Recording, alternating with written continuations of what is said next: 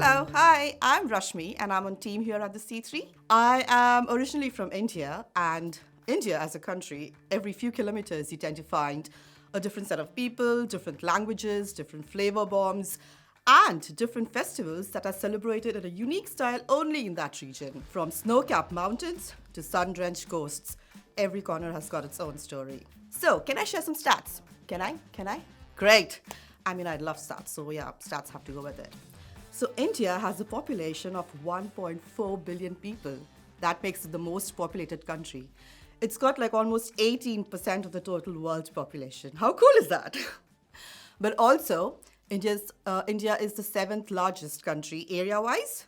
I'm not going to give you the numbers for that, but yeah, it is the seventh largest country area wise. India's got like 28 states, 8 union territories. It's got around 22 official languages, and it's got some thousand dialects. I don't know the exact number, but yeah, that is it. Also, as everyone knows, like most of us know, that India is a land of spices. But you know what the twist is? If you ask any household in India about a recipe for garam masala, every grandmother is going to give you a different recipe, and everyone is right. Of course, yeah. Bollywood, which is India's film industry, produces over 1,000 films in a year. Some of them could be like over 3 hours. And a Bollywood movie is incomplete without a Bollywood song and a dance number. Also, another very fascinating fact about India is it's got a floating post office. Can you imagine? It's in Kashmir, which is in the northern part of India, but there is literally a post office on the water, and you can send a postcard with the Himalayas behind you. How cool is that? One of my favorite things is hospitality. Like, every guest in India is considered God. Well, not God exactly, but sent from God. And you don't really need to fix an appointment or pick up the phone to give a call or block your calendars. You just go and give them a surprise. And yeah, everyone's welcome. Neighbors just come uninvited if they've made like food, the recipes that they've tried from YouTube, they just bring along. And yeah, it's great. And food, absolutely. Food is like a big part of Indian culture. Yes. If you visit someone, even if it's uninformed, you definitely are not leaving without a snack. If it's not a full meal, you will definitely have a snack. And I love how festivals are like really loud and they're not quiet. So there's lights and music and Bollywood music and food and how everyone comes together. It's not just your own family, but it's friends and family friends and parents of friends and friends of friends and parents of friends, and the list goes on.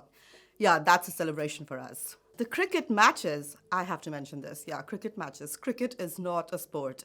It's an emotion in India. Be it a T20, be it a test match, be it a World Cup. There will be lots of cheering going on and people just seated with their blue jerseys either at the stadium or at home just cheering India. Yeah, I love that. And I've had these moments of realization in life, and quite early on, that everyone is in search of people or places that they feel genuinely loved and supported. And I'm so glad that I could meet Jesus, and Jesus met me in a place and in my culture, and I didn't have to go outside of my culture to meet him. Growing up, I was blessed to be born to Christian parents, even though Christians are a minority in India. While we were little, going to church on a Sunday or on a weekday, any day of the week to be honest, was a non-negotiable unless you were like really, really ill. And when I was a child, we went to church, which was a traditional evangelical church, where we had to like remove shoes outside the space when we entered. And we sat cross-legged on the floor and we sang traditional hymns and worship songs.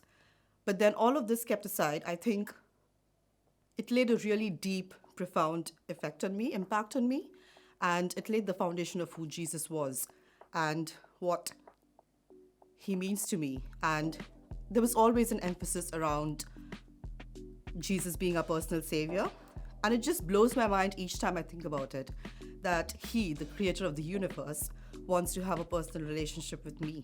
I was born and brought up in the central part of India, but I moved to the northern part of India when I had to do my university. And then I moved to south of India to work and to the west of India to work. So I've been in like different parts of India, and I've had the experience of like visiting different churches, different denominations, And everything is quite different yet the same. So there are places where silence is appreciated, but there are also places where dancing and clapping and just giving shouts of joy, similar to what we do here at C3, is great. So yeah, it's just been a mixed experience. But the one thing that has remained the same is Jesus. The focus is Jesus everywhere. He's in the center of it all.